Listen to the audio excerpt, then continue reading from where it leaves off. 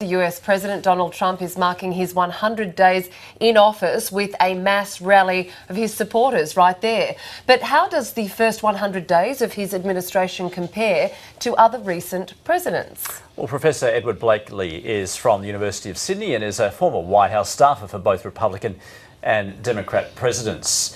Ed Blakely, welcome. Thank you. Interested to note there that the president is turning up at this rally in Pennsylvania, a true heartland for his voters, and he's chosen to bypass the correspondence dinner, which presidents traditionally go to mark their first 100 days. Yet another sign that he is completely bypassing the mainstream media in trying to get his message out. What are the implications of that, do you think? Well, the president's the president of the entire United States. Let's start there. And usually the president is trying to get more voters on his side. And particularly when we have major legislation like medical care, which one with immigration and so on, you want to reach out. And the best place to do that is through the press, if you can reach the press. And he's decided not to do that, which is an interesting ploy because he's going back to his base to shore that base up. He needs to keep it going if he's to have any success at all. Do you think he's been effective at managing his own message to date? Well, I think he has several messages. One of these messages is through his own tweets, okay? The other is through the alternative media. And last, he's the best person for his message. So he's taken a very different course. He's not going wide, he's going deep. You talk about shoring up his base, and Pennsylvania being one, of course, also states such as West Virginia, where there is still a coal industry, or at least there was until President Obama moved to try and move to clean energy. Therefore, a lot of jobs were lost. Trump is saying he wants to bring those jobs back. Some have actually returned. In that way, he has been successful in the eyes of his own supporters. He has been successful. Things haven't gotten worse for them. They haven't necessarily gotten a lot better, but they haven't gotten worse. So they know they have a champion in the White House. Where things are going to turn around is if things start getting worse and he doesn't have any program nor supporters in the Congress, which is really where it counts, to help him right the ship. Sorry, when you say things getting worse, as in job losses, for instance? Yes. Yes. Look, right now we have a situation where we don't really see the implications of the job loss because we're now getting the robots. So that's keeping the economy up. Production's still up. Europe is still down. But what happens if Europe turns around, the U.S. doesn't turn around, and jobs start going out or down rather than up? Coal's not really going to come back that far. And that is the suggestion that this is a short-term fillip, if you like, It is. because these jobs are just for the near term. For the very near term, alternate energy is moving up fast, and that's going to happen. The coal industry is closing on its own, not with the forces of the economy. If we look at some of the other promises that he had made ahead of taking office in his 100 days, taking a look of whether he's made good on some of these promises, if you look at legislation, he's really made little progress when it comes to legislation. None. None whatsoever. None. The Obamacare repeal act has been stifled by his own party. By his own party. And the new one that's coming out might be stopped in the Senate. So we might have what looks like Obamacare for a couple of years. And he doesn't seem to be troubled by that because, in fact, the existing system's working pretty well. And he's pulling back on some of his promises. Building the wall, for instance, obviously that is a huge undertaking. They still haven't... $60 billion of right. It's a question of where is that money coming from. NAFTA. He was big on NAFTA, saying he was going to kill NAFTA completely, the North America Free Trade Agreement. He's now saying he wants to renegotiate the deal. Well, the renegotiation of the deal is supposed to happen anyway. He'll get tougher on some things, but remember, Canada is part of NAFTA, and he met with the Canadian Prime Minister.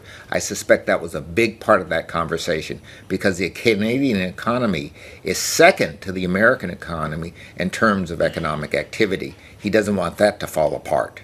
Now, he also said that he was going to talk tough on China with currency, calling China a currency manipulator. He's also stepped away from that.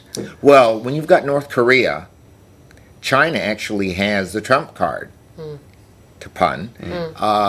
China, he really needs China. Pence was here because he really needs us. He needs Asia. He's discovering the President of the United States has a leadership responsibility in the world.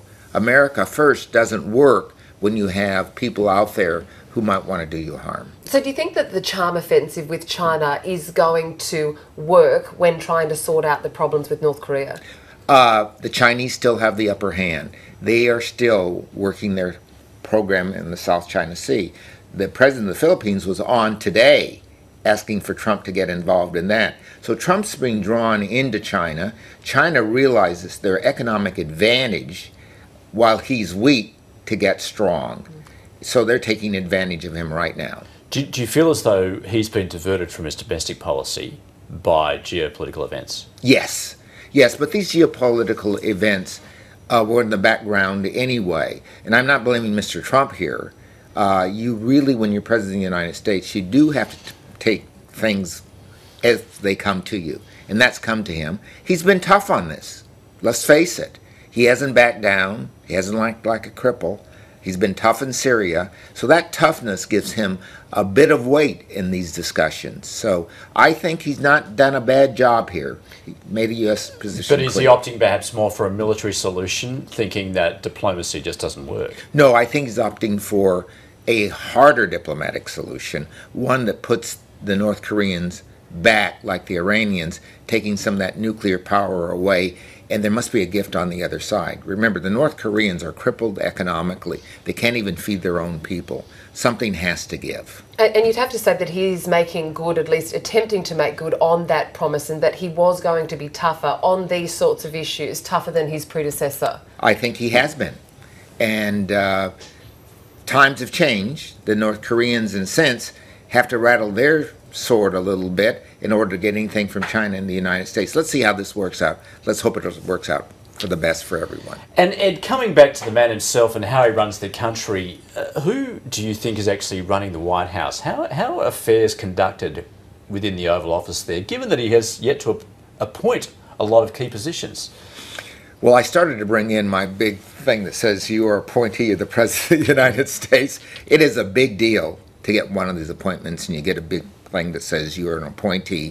You have really major responsibilities in the White House to get things through that come through for legislation or presidential requirements and so on. This is a day-to-day business. It looks like Mr. Pence's office and the executive office is doing that kind of activity right now. Now, this is because you cannot delay it. When the wheat farmers need change in the tariff, and only the president can do it, he can't be off in Iowa someplace. He has to be there to sign that piece of paper. Well, you said some of these issues are quite pressing for Americans and their livelihoods, but he's only filled around 70 of the 556 positions. He's going at a very slow pace. Well, I'm glad I'm not one of them, because you work 16 hours a day when you're one of them. How the rest of this is being done is not clear, but I suspect the Vice President's office is taking up some of that slack. Some of the departments are taking up some of the slack, and some things just aren't being done. Ed, you have been a critic of President Trump. You were a critic before he was elected. Are you prepared to change your outlook if he starts kicking some goals in the next 100 days? Well, let's talk about the next 1,000 days, because the next 100 days are almost really over. That congressional mandate that he had is getting past him. The immigration thing is getting past him. He has to find a new set of goals and a new set of balls to kick, and I think he's going to try to do that. He is the President of the United States. He has to take on that responsibility. He's gradually understanding that. You can see that by the visits of Pence and others. He's gradually understanding that he's going to have some friends. He's going to start with his own base, as other presidents have, like Ronald Reagan, and see if they can start urging the Congress in his direction. He's been accused of creating the illusion of action. If you look at some of the policies he's tried to ram through with the repeal of Obamacare, and also his tax plan, which wasn't a legislative document. Do you think that that might change? He might change the way that he's introducing policy and indeed legislation? Well, I think you're making an assumption here that the president wants to do that way. I think what he really wants is for the Congress to come on side and do their work. He is not like Obama, who was a former member of the Congress, who can move that. And remember, Johnson was the very best, the master of the Senate. Clinton came in with skills like that. He doesn't have that set of skills. He wants other people to lead that side of the agenda. Ed, always interesting to hear your analysis. Professor Edward Blakely, thanks very much for joining us. Thank you for having me.